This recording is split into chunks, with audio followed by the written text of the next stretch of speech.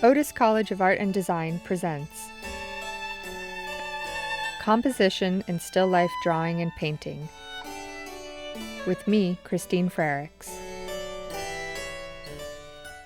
Today we are going to talk about composition in still life drawing and painting.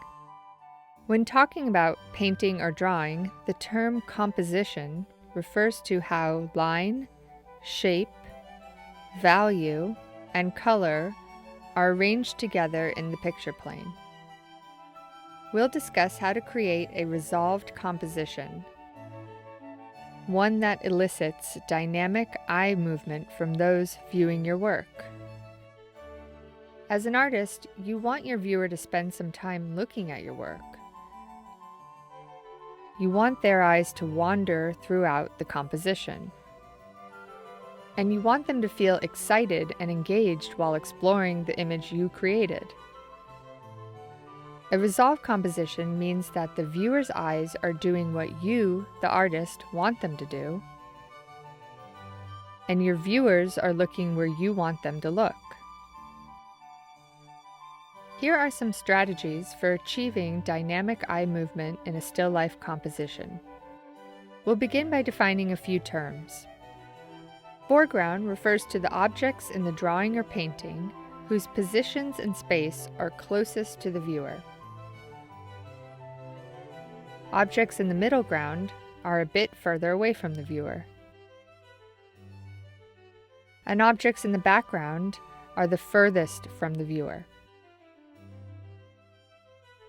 One way to encourage your viewer's eyes to move through your composition is to create deep space, with objects positioned in the foreground, middle ground, and background. Even if your still life arrangement is only a few feet deep, you can still create the illusion of deep space. Another strategy for achieving a defined sense of space and movement is to use a strong light source to organize your composition. Notice the abstract play of lights and darks in this painting, and how the light and dark shapes lead your eye throughout the image.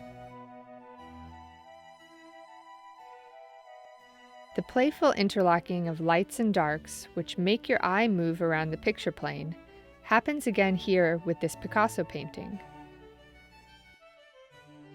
and even more abstractly in this contemporary drawing. Take a look at this still life composition by Cézanne and see if you can keep track of how your eyes are moving throughout the space. Do you notice your eyes moving around in a particular direction, on particular pathways throughout the composition? There's a term for this movement. It's called directional lines. Cézanne composed this image so that the folds of the light fabric in the foreground create a directional line leading your eyes to the stacked fruit near the center of the composition in the middle ground. And then momentarily your eyes might travel to the pattern fabric in the background, and then follow the light fabric back into the middle and foreground. Directional lines are not physically drawn lines in the composition. They are implied lines created by objects next to one another, or areas of light and dark, which appear to connect, like stepping stones leading your eyes on a path. Okay.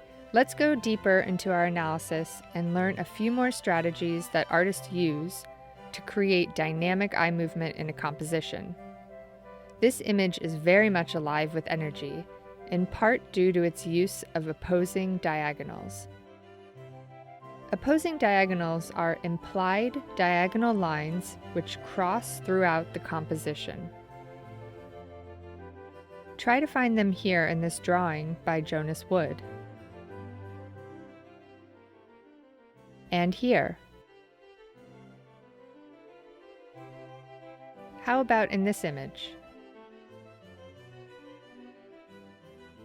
See if you can find them here on the left in this painting from 1640.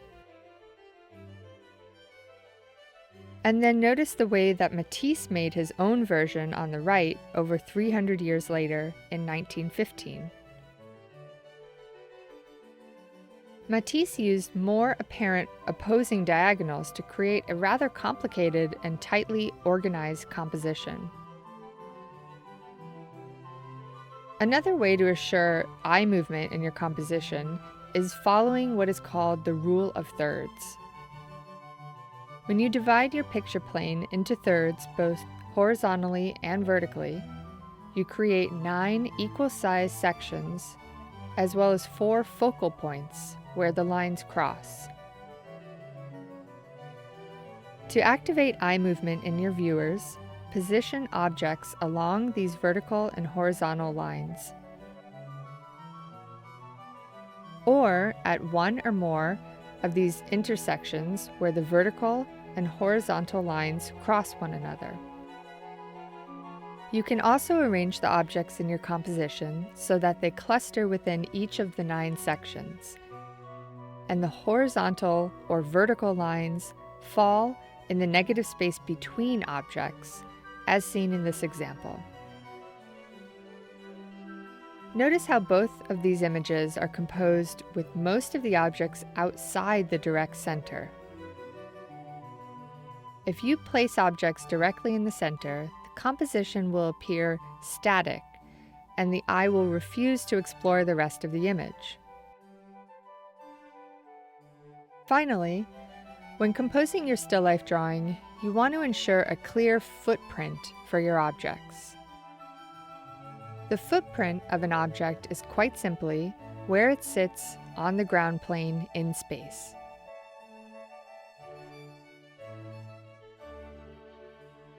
Showing your object's footprint implies gravity in the composition and reaffirms the object's position in space, whether they be in the foreground, middle ground, or background.